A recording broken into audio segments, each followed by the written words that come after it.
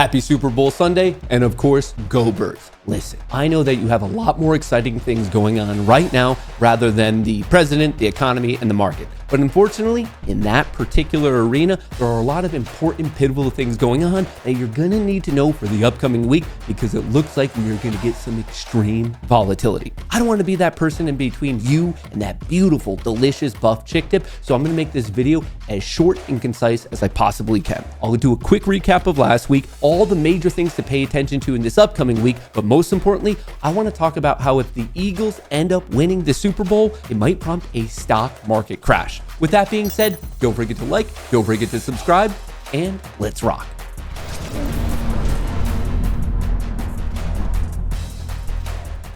Now, to better explain where we're potentially going, I need to set the stage of where we're coming from. When the world's largest casino closed on Friday, here was the official headline. Dow closes 400 points lower Friday as inflation and tariff fears spur a sell-off. The main messaging, the main thing you need to pay attention to in the upcoming week is going to relate to tariffs and inflation, and we're going to talk all about that. And right now, things are not looking the best. This is the heat map of the S&P 500 at market close on Friday. Unfortunately, it's a little Christmassy vibe, a little red, a little green, like the Super Bowl, but unfortunately, there is a bit more red. Things were good at the start of the day, and then the SPY puked, the Qs puked, the Russell puked, and even now Bitcoin is not holding 100,000. So yes, in the short term right now, the stage is not being set the best, and I'm here to say that it might be getting a bit worse. Could an Eagles Super Bowl victory tank the stock market? History says yes, but logic says no. By the way, shout out to Hertz, and also shout out to my boy Saquon Barkley. Why are people talking about this right now? There's not such a good history between Philadelphia professional teams winning, talking about MLB and NFL,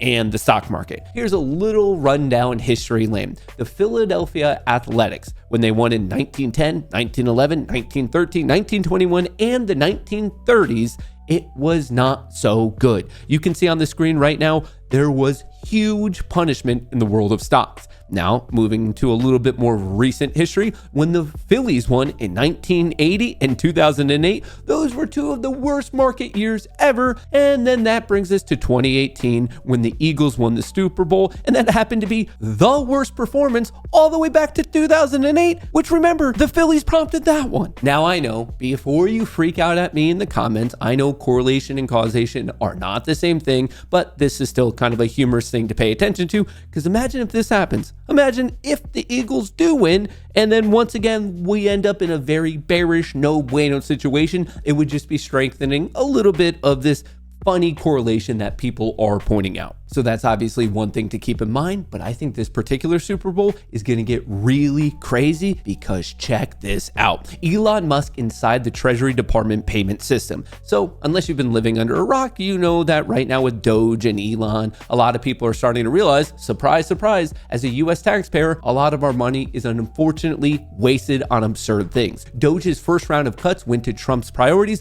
but bigger targets await. A lot of people are applauding that because no one wants our government to be wasting money, and yet there is some pushback. Federal judge temporarily blocks DOGE from accessing sensitive Treasury Department payment systems. I think this is going to be short-lived because the public sentiment is clearly on Elon's side. It is not on the government, the swamp side that wants to keep wasting money, and I think the absurdity level is about to be turned up to 10 during the Super Bowl. Breaking, Elon Musk is reportedly spending $40 million on 5 Super Bowl commercials that expose government waste that DOGE has found through USAID. Who fans are rooting for in the Super Bowl? You have the Chiefs, you have the Eagles, and then yet the majority is looking for these DOGE commercials.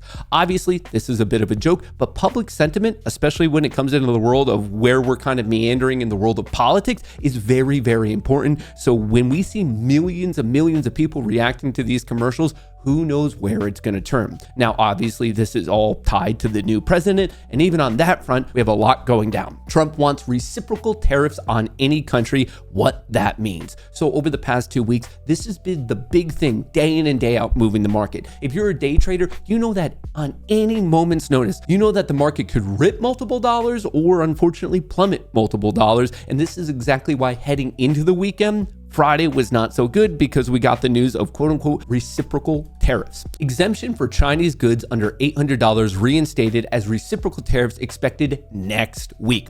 President Donald Trump on Friday reinstated a tariff loophole for small value packages from China that was eliminated as part of the sweeping tariffs Chinese imports that went into effect after midnight on Tuesday, and said he would announce a new slate of quote-unquote reciprocal tariffs next week. Depending on the size and the aggression of these, yes, the market in the short term could take a very large hit. But if it's one of these things where, you know what, I got on the phone and it got resolved very quickly, then the market can clearly see a pump. Right now, as I'm filming this, there's no way to accurately predict will this be bullish or bearish in the short term. It's going to be more of what is the actual announcement. So I've said this before, I'm going to say it again, make sure your notifications are on, because when any random tweet is put out there, it could have a huge impact on the market. Also within this particular vein, there is a lot of other political stuff going on. Trump says he has spoken to Putin about ending the Ukraine war. If that comes out on a moment's notice, the market could clearly pump. But even here, we're getting mixed messaging. Kremlin declines to confirm or deny Putin call Trump hints at. So did it happen? Did it not happen? Obviously, that's all things that you're either taking a guess on or you wait for the news to break. But I also want to remind you of the seasonality of this time of the year. Now, if you look at the past 20 to 30 years, mid-Feb is kind of the peak. Like there's a bullish push from the start of Feb to mid-Feb, and then the end of Feb sells off. But if you look at more recent data, and shout out to Edgefold, this is on the past 5 years. So once again, just not as big of a data set. February is actually more of a bearish month. And then if we look at the weekly, well, we're just exiting the last bullish week we've had for a while. And then 1, 2, 3, 4, 5, 6, potentially a clear bearish wave for the next 6 weeks on the S&P 500. Wanted to share that with you. So beyond tariffs, other political tensions, seasonality, don't forget, we do have major macroeconomic events. The Fed Chair Powell will be testifying to the Senate on Tuesday and then the House on Wednesday. Also on Wednesday, we're going to get the next inflation report, the CPI report, then the PPI on Thursday, and then retail sales on Friday. So from both an inflationary standpoint and also a monetary policy standpoint, this upcoming week is going to be a busy one. And oh yeah, don't forget, we're still in earnings season. This is from eWhispers on Twitter. So make sure to screenshot this or just go to the account. It's awesome, but just to see the breakdown. But we have McDonald's, Shopify, Coca-Cola, Supermicro, Upstart, DoorDash, Lyft, Robinhood, John Deere, Crocs, DraftKings, Coinbase, Moderna. So another big week, just to name a couple. So let me recap for you. We're heading into the Super Bowl, where not only we might get exciting commercials related to the whole crazy waste situation in the government, but the historic correlation of Philadelphia winning in the market, not so good. Something to consider. The upcoming week, in less of a joking manner, the key thing is going to be the inflation reports, what's said by Powell or not said. We have retail sales. We're also going to get all the tariff news. And then from these individual stocks, thus far, earnings season's been a mixed bag. So this is all something you have to pay attention to. Last week was a little bit more of, I guess, the eye of the storm. Really, the past 2 weeks of trading, we've had a weak Monday. It rallies all the way into Friday, and then we drop again. That's been 2 weeks. Is that pattern going to be continuing? I don't know. Your guess is as good as mine, but it looks like some craziness is coming right around the bend. So please be prepared. I hope you enjoyed the video. I appreciate your time. I hope to catch you in the live stream tomorrow morning. But most importantly, whatever degenerate bets you're putting down on the Super Bowl, I hope that they hit. That's what I have for you now. Love you all.